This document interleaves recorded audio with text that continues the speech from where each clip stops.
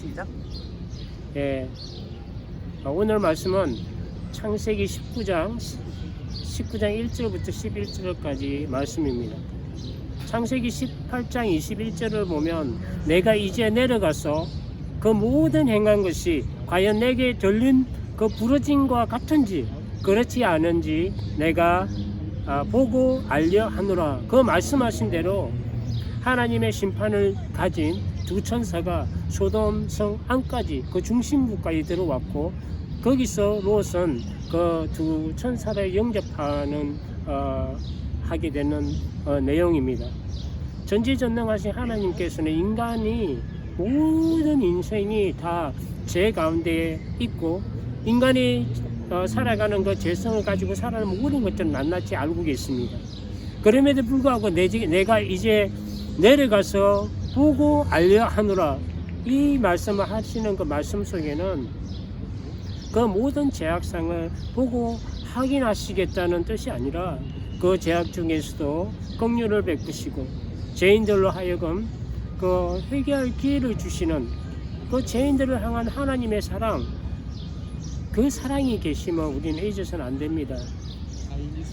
내가 가서 보겠노라 하는 그 틈 속에는 우리 인간들을 향한 하나님의 사랑이 숨겨져 있고 그리고 긍휼을 베풀어 주셔서 회개할 기회를 그 모멘트를 주시기 위해서 그렇게 하시는 것을 우리가 알아야 합니다. 죄를 회개하고 돌이키면 용서하시겠다는 그 하나님의 강한 의지가 그 말씀 속에 담겨져 있습니다. 하나님께서는 죄를 반드시 심판하셔야 하는 공의만 가지신 분이라면 모든 사람이 다 죄인이기 때문에 우리는 어느 누구도 세상에 한 영혼도 구원받을 사람이 없게 될 것입니다. 하나님은 공의만큼이나 그 긍휼과 사랑이 많으신 분이기 때문에 우리는 회개할 기회를 제공받게 되고 그 사죄의 은총과 구원에 이르게 되는 것이 다 하나님의 은혜입니다. 소돔과 고모라에 회개하는 한 영혼이 있었다면 하나님은 그 한 영혼을 인하여 그 소돔을 용서하였을지도 모릅니다. 빛을 미워하고 어둠을 더 사랑한다 라는 제목으로 우리가 함께 은혜를 나누도록 하겠습니다. 첫 번째로 죄는 밤과 같은 어둠의 실제이고 그 죄와 흑암의 권세는 빛이 아닌 어둠의 역사입니다.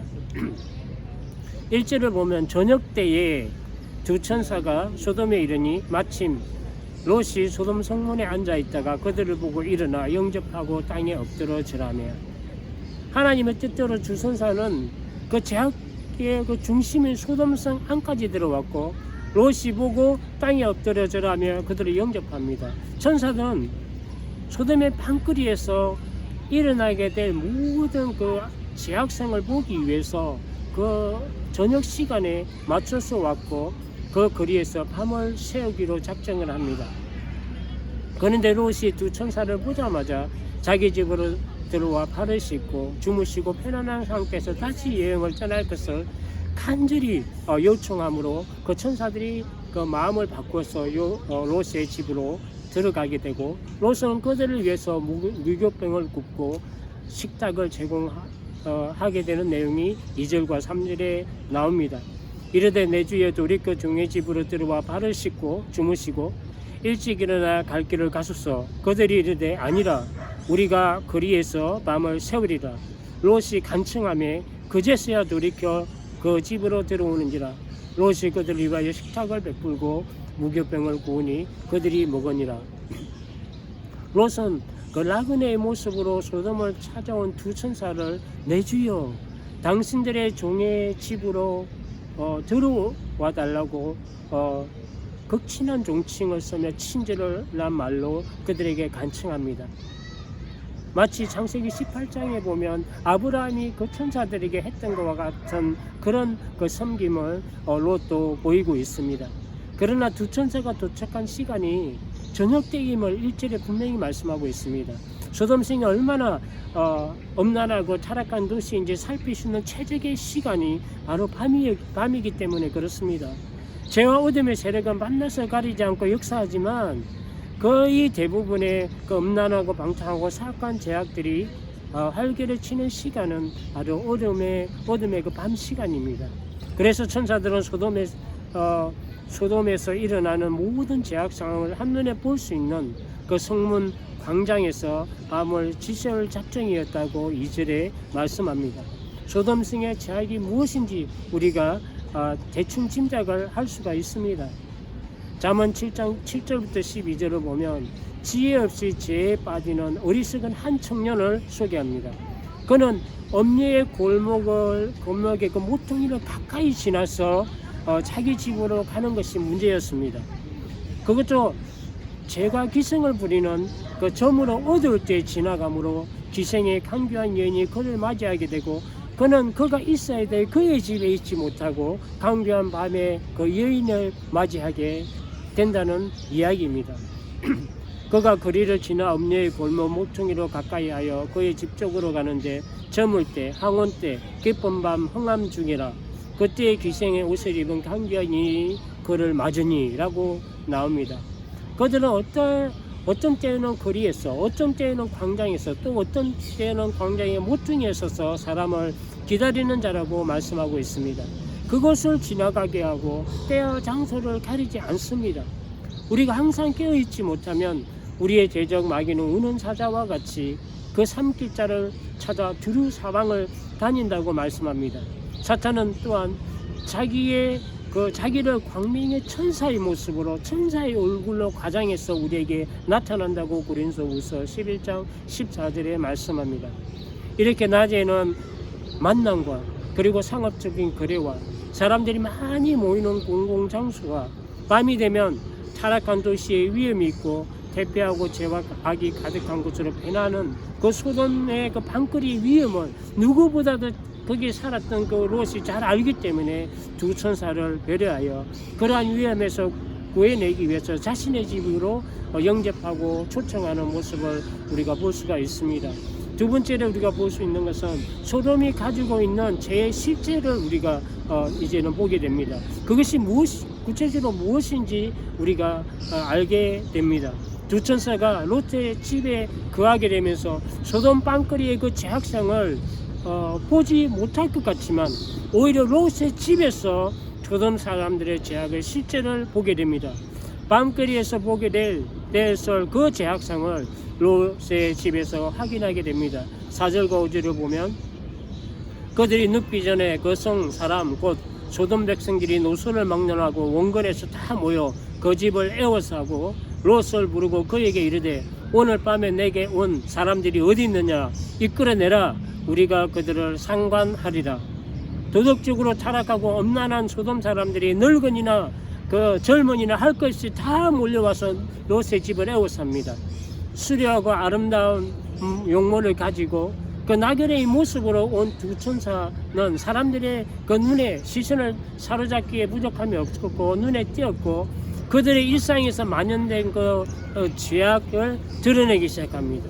그들을 이끌어내라 아우성을 치며 우리가 그와 그들을 상관하리라. 상관하다라는 말이 되게 중요합니다. 이 상관하다라고 번역된 야다라는 말은 남녀나 부부간의 성적 관계, 그 성적 체험으로 아는 것, 이것이 야다이고 이것이 상관하다는 의미입니다. 소돔 남자들이 몰려와서 요구한 것은 그 나그네들과 성적 관계를 갖겠다고 말하고 있는 것입니다. 우리가 내일 나누겠지만 그제서야 그것이 악하다고 하면서 자기 두 딸과 성적 관계를 맺으라고 롯은 내주지 않습니까? 이 남자들이 이 젊은이나 늙은이나 모두가 몰려와서 그 두 나그네를 내놓으라 우리가 그와 성적 관계를 갖겠다고 하고 있는 것입니다. 창세기 4장 1절에 보면 아담이 그의 아내 하와와 동침하매 하와가 임신하여 가인을 낳고 할 때 이 동침하매가 사용된 이 야다가 동침하다는 뜻입니다. 여기에 동침하다, 상관하다와 같은 뜻입니다. 레위기 18장 22절에도 보면 같은 뜻의 동침하다는 말이 나오는데 너는 여자와 동침함과 같이 남자와 동침하지 말라 이는 가증한 일이라 라고 경고합니다. 이와 같이 소돔성은 남자들이 남자와 더불어 성관계를 가지는 동성애가 일반적으로 성행했음을 우리가 알 수가 있습니다. 위키피디아 그 백과사전을 찾아보거나 아니면 소도미 데피니션 그 정의를 우리가 인터넷에서 찾아보면 남자와 더불어 성관계를 가지는 뜻을 가진 이 소도미는 이들이 거하던 소돔에서 파생된 단어라고 기록하고 또 정의하고 있습니다. 얼마나 소돔이 성적으로 문란하고 타락했는지 우리가 그것을 말해주고 있습니다. 소돔은 젊은이로부터 노인이 이르기까지 이런 가정한 성적 타락뿐만 아니라 여러 가지의 제약에 오염되고 삶 전체가 심각한 제약에 빠져있는 상태임을 우리가 알 수가 있습니다. 제약에 대한 부르짖음이 하늘에 들릴 정도로 가득했고 무거웠습니다. 이런 악한 일에 젊은이부터 노인에게까지 다 하나가 되는 모습이 바로 소돔성의 그 죄상이었습니다. 로마서 1장 24절과 27절을 보면 그러므로 하나님께서 그들의 마음을 정욕대로 더러움에 내버려 두사 그들의 몸을 서로 욕되게 하셨으니 이 때문에 하나님께서 그들을 부끄러운 욕심에 내버려 두셨으니 곧 그들의 여자들도 순리대로 쓸 것을 바꾸어 영리로 쓰며 그와 같이 남자들도 순리대로 여자 쓰기를 버리고 서로 향하여 업력이 부릴 듯하며 남자가 남자와 더불어 부끄러운 일을 행하여 그들의 그릇 때문에 상당한 보응을 그들 자신이 받았느니라 라고 말씀합니다. 성경은 이러한 그 치욕적인 행위가 하나님의 창조의 질서에 위배되는 것임을 분명히 말씀하고 있습니다.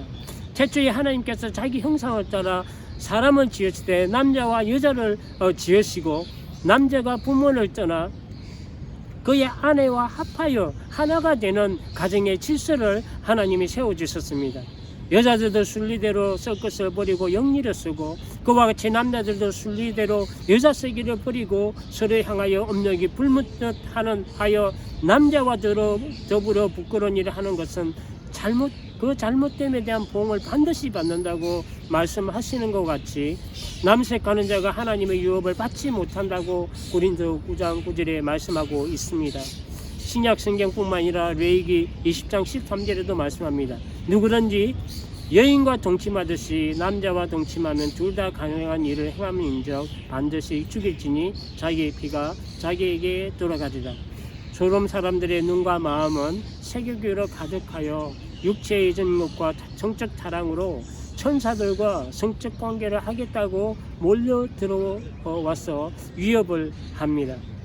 롯은 자기 집에 들어온 손님을 보호하기 위해서 자기가 나가서 문을 닫고 뒤로 문을 닫고 그 사람들에게 외칩니다.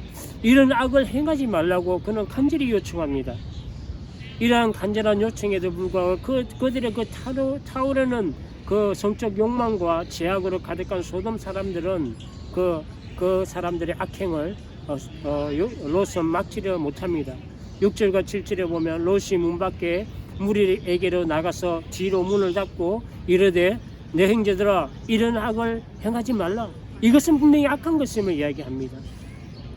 이런 행위가 악한 것이니 돌아서라고 말하지만 오히려 더 아우성을 치며 폭력을 행사합니다. 제약은 이렇게 무서운 것입니다. 성적 쾌락에 삶의 목적을 두고 살아가는 자에게 이러한 죄를 심판하시는 하나님을 오히려 그 사람들이 오히려 선하신 하나님을 싫어합니다. 그것이 잘못이라고 악하다고 이야기하는 그 사람을 오히려 귀찮은 자라고 합니다. 성가시게 한다고 합니다. 타락 후 창세시대나 사사시대나 구약시대나 신약시대나 이런 행위가 계속되어 왔습니다. 지금은 아예 세상에 드러내어 하나님의 정하신 법과 대적하며 하나님과 싸우려 합니다. 이제는 그 힘과 세력으로 성경은 오류이고 하나님이 틀렸다고 합니다. 동성자나 동성애자에 대하여는 긍휼함과 사랑함으로 품고 가슴으로 우리가 기도하면서도 하나님께서 정하신 법과 질서와 진리를 대적하는 동성애에 대한 싸움은 양보 없는 신앙의 싸움이 됩니다. 롯의 만류에도 불구하고 미쳐 날뛰는 짐승과 같이 문을 박차고 들어가려고 할 때 그 두 천사가 문을 열고 롯을 안으로 끌어들이고 문을 닫습니다. 그리고 그들의 폭력으로부터 롯을 보호하고 문을 잠근 뒤에 바로 그들의 문 밖에 있는 모든 사람들의 눈을 멀게 합니다. 그래서 그들이 문을 찾기 위해서 아우성거리며 헤매는 그 장면이 9절부터 11절까지 계속되어 나옵니다. 말씀을 정리하겠습니다. 죄와 어둠은 항상 빛에 드러나게 됩니다. 이것이 진리입니다. 죄는 숨겨질 수 없고 어둠이 어둠 가운데 빛 가운데 드러나지 않을 것이 없습니다. 숨겨진 것이 장차 드러나지 않는 것이 없고 감추어진 것이 장차 숨겨지고 나타나지 않는 일이 없습니다. 엄밀하게 아무도 모르게 한 것 같고 세월이 지나서 묻혀지고 잊혀진 것 같지만 지금도 많은 것들이 드러나는 것을 우리가 보지 않습니까? 소돔에 대한 이 무거운 죄악이 하늘에 들리고 빛으로 세상에 드러나게 된 것입니다. 그런즉 그들을 두려워하지 말라. 감추어진 것이 드러나지 않을 것이 없고 숨은 것이 알려지지 않을 것이 없느니라. 내가 너에게 얻은 데서 이르는 것을 광명한 데서 말하며 너희가 기속말로 듣는 것을 집 위에서 전파하라. 몸은 죽여도 영혼은 능히 죽이지 못하는 자들을 두려워하지 말고 오직 몸과 영혼을 능히 지옥에 멸할 수 있는 이를 두려워하라. 마태복음 10장 26절 이하에 말씀합니다. 모든 것을 아시고 엄밀히 보시는 하나님을 두려워해야 하고 몸은 죽여도 영혼을 죽이지 못하는 자를 두려워할 이유가 없습니다. 오직 몸과 영혼을 능히 지옥에 멸하시는 그 하나님을 우리는 두려워해야 합니다. 숨겨지는 어둠에 들어가 숨지 말고 빛 대신 하나님께로 돌이켜 나와야 합니다. 죄의 역사는 어둠에 있고 우리의 생명은 빛 대신 하나님께 있습니다. 그 전개는 이것이니 곧 빛이 세상에 왔을 때 사람들이 자기 행위가 악함으로 빛보다 어둠을 더 사랑하는 것이니라. 악을 행하는 자마다 빛을 미워하여 빛으로 오지 아니하나니 이는 그 행위가 드러날까 함이요. 어둠은 나를 숨겨주는 것 같지만 나는 그 어둠 가운데 가려지는 것 같지만 멸망의 심판에 이르게 합니다. 빛은 그와 반대로 빛은 주홍같이 내 죄가 붉을지라도 죽은 피와 같이 검은 나의 죄가 있을지라도 밝히 드러내는 것 같고 수치를 드러내는 것 같지만 영원한 생명에 이르게 합니다. 우리의 모든 삶이 빛을 미워하고 어둠을 더 사랑하는 것이 아니라 어둠보다 빛을 사랑하여 빛의 자녀로 살아가는 우리 모두가 되기를 주님의 이름으로 축복합니다. 기도하겠습니다. 그러고